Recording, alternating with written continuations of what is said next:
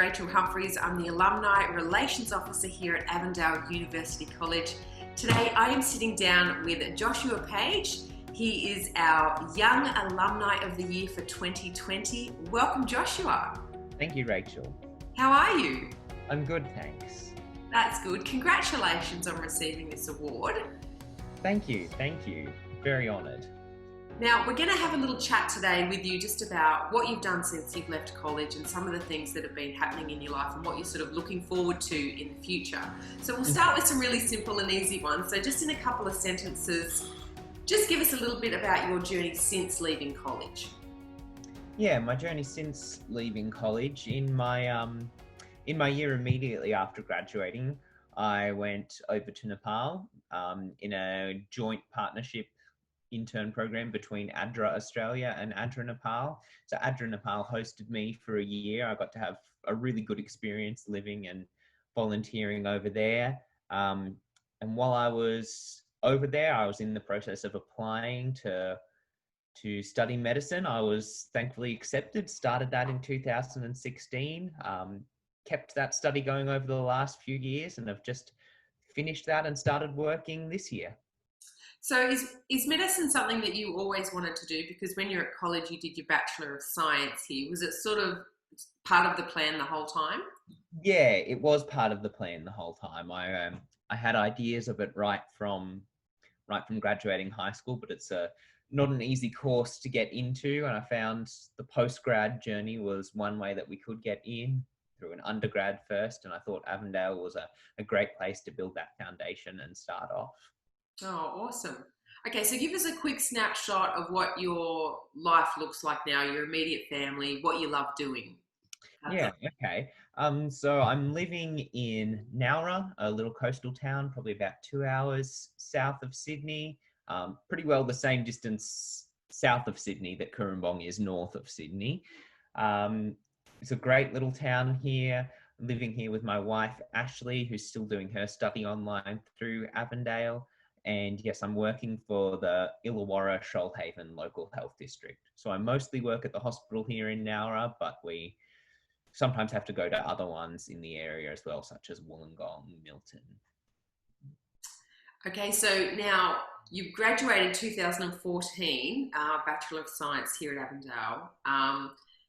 Who were the great influences in your life? You know, if you wanted to say thank you to someone, whether it, be staff or friend or student that you met here, who would you want to say thank you to and why?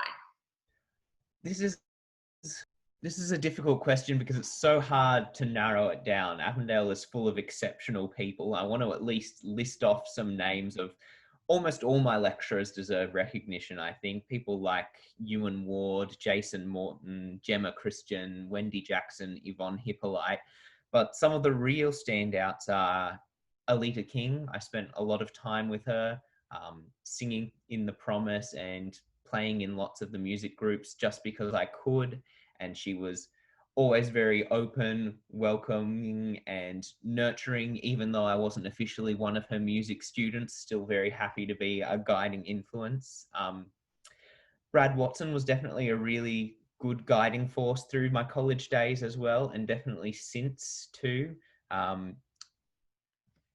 With him being the discipline leader for the International Poverty and Development Studies, I did a lot of his subjects, had the opportunity to travel with him in Nepal doing practical experience for one of the subjects. And I find him a great person to check in with, both for inspiration for the kinds of things we want to do around the world and just talking through how effective or otherwise these things can be, pragmatic approaches to doing the best we can in the world we live in.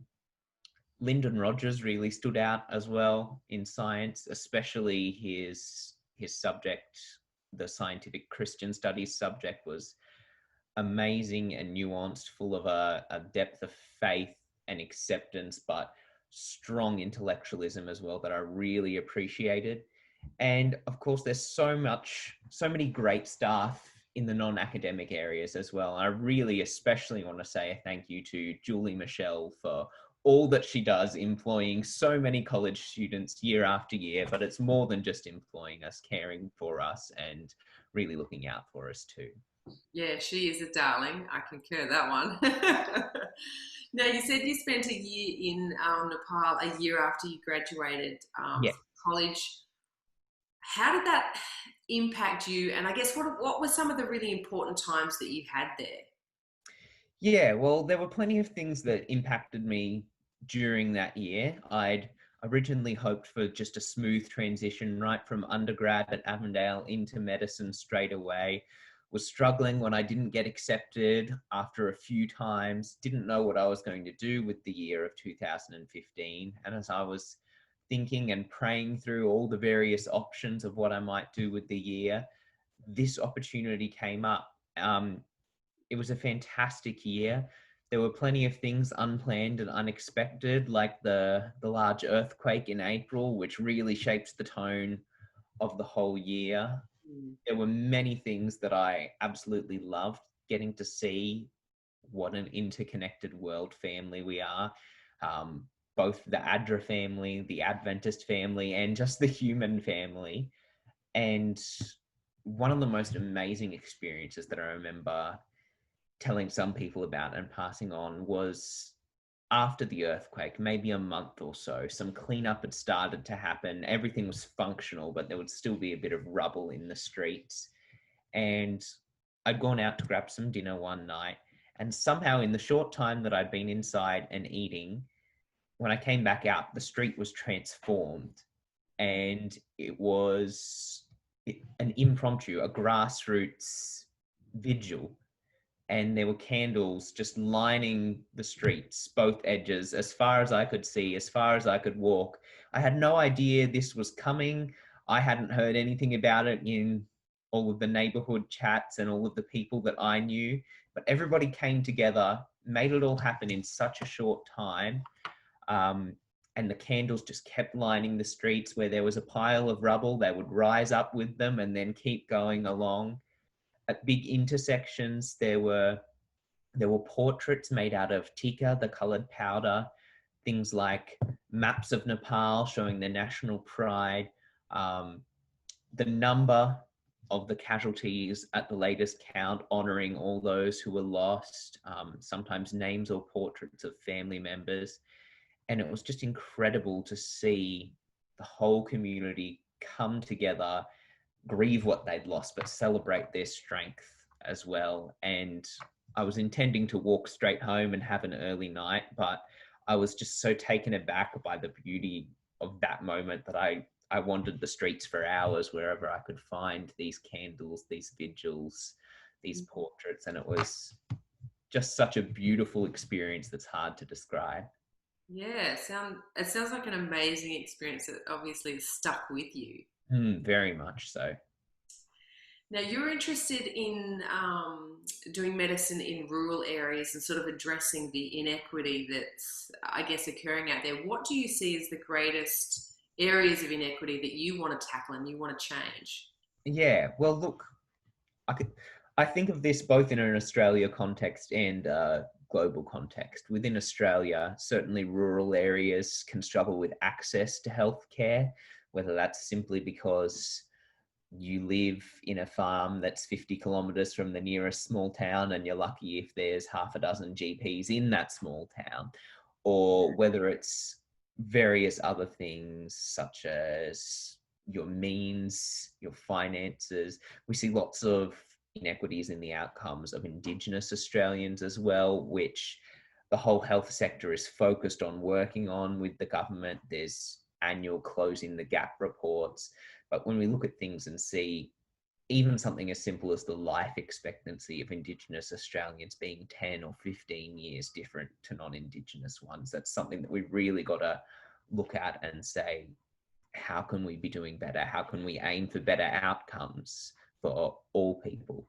And then, yes, especially having done some study in international poverty and development, I'm interested in taking that to a global context as well and seeing how not just short-term relief responding to crises, but how we can really improve health, give services, provide compassion to people all around the world. And I think both my study at Avondale and my time with ADRA in Nepal were really foundational in strengthening that drive. You sound like you've got some, some big tasks ahead of you in sort of, tackling that because it can be a challenge. So maybe take us through a couple of your goals for the next 5 to 10 years. Where are you wanting to sort of head? Yeah, well, the area that interests me most currently is general practice. It's the gateway to the health system in Australia. It's where everything comes at you undifferentiated. You don't know what may walk in the door day in, day out. Gives you so much variety, as well as the place where you really get to meet people the most. Um, there are specific rural general practice training programs that both of the main colleges offer, which allow you to upskill in key areas like obstetrics, emergency, pediatrics, anesthetics. They upskill you in all of these basic key areas, and then you can choose your own area to go even further with as well, without actually going into that specialty, but still working in a rural context and making you a really good jack of all trades, essentially. So that pathway really interests me. I especially enjoy pediatrics, so maybe I could make that a special interest within there as well. Well, it will be interesting to see what the future holds for you. I love where your heart's at Josh. Now, you mentioned earlier that you enjoyed the music component here at Avondale College, so it's obviously a priority in your life. What's an album that you could listen to over and over again? Definitely soundtracks are the kinds of things I love. Soundtracks to musical theatre. That's the greatest genre that I love. Les Mis would have to be one of my favorite shows. So I'd say 10th anniversary Les Mis cast soundtrack. I could listen to that on repeat. And of course, a newer edition is Hamilton as well. I could never stop listening to that. Well, Josh, I love your taste in music and I love what you're doing and where you're headed and where your heart's at for your community. So, Joshua, congratulations on being the 2020 Young Alumni of the Year here at Avondale. Avondale honours you for providing compassionate service and for seeking to address the issues of inequity in our healthcare. Congratulations. Thank you.